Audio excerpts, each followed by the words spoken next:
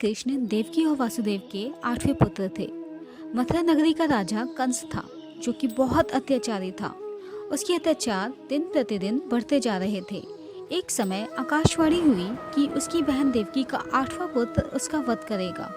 यह सुनकर कंस ने अपनी बहन देवकी को उसके पति वासुदेव सहित काल कोठरी में डाल दिया। कंस ने देवकी के कृष्ण से पहले के 7 बच्चों को मार डाला। तब भगवान विष्णु ने पृथ्वी को पाप मुक्त करने हेतु तथा अत्याचारी मामा कंस का विनाश करने के लिए मथुरा की जेल में माता देवकी के कोख से भाद्रपद माह में कृष्ण पक्ष की अष्टमी को मध्यरात्रि रोहिणी नक्षत्र में कृष्ण रूप में अवतार लिया। तब भगवान विष्णु ने वासुदेव को आदेश दिया कि वे श्री कृष्ण को गोकुल में यशोदा माता और नंद बाबा के पास पहुंचा आए, जहां वह अपने मामा कंस से सुरक्षित रह सकेगा। श्री कृष्ण का पालन पोषण यशोदा माता और नंद बाबा की देखरेख में हुआ। बस उनके जन्म होने की खुशी में तभी से प्रतिवर्ष जन्माष्टमी का त्योहार मनाया जाने लगा।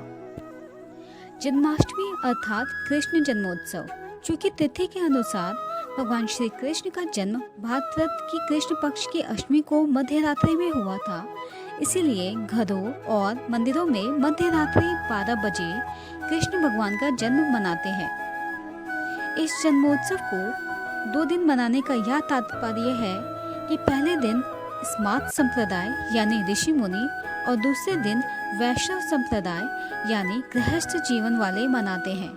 इस दिन पूजा करने से इंसान की सभी मनोकामनाएं पूर्ण होती है। ऐसी मान्यता है कि इस एक दिन व्रत रखने से कई व्रतों का फल मिलता है। कृष्ण जन्माष्टमी को सभी व्रतों का राजा यानी व्रतराज भी कहा जाता है। धार्मिक मान्यता के अनुसार इस दिन बाल गोपाल को झूला झुलाने का बहुत ही महत्व है।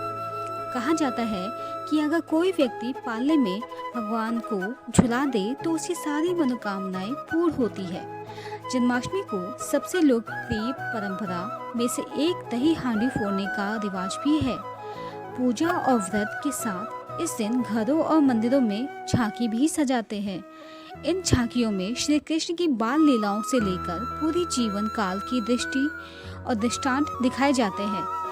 चूँकि भगवान का जन्म कारागार में हुआ था, इसलिए आज भी कई पुलिस लाइंस में भगवान की सुंदर झांकियाँ सजाई जाती हैं।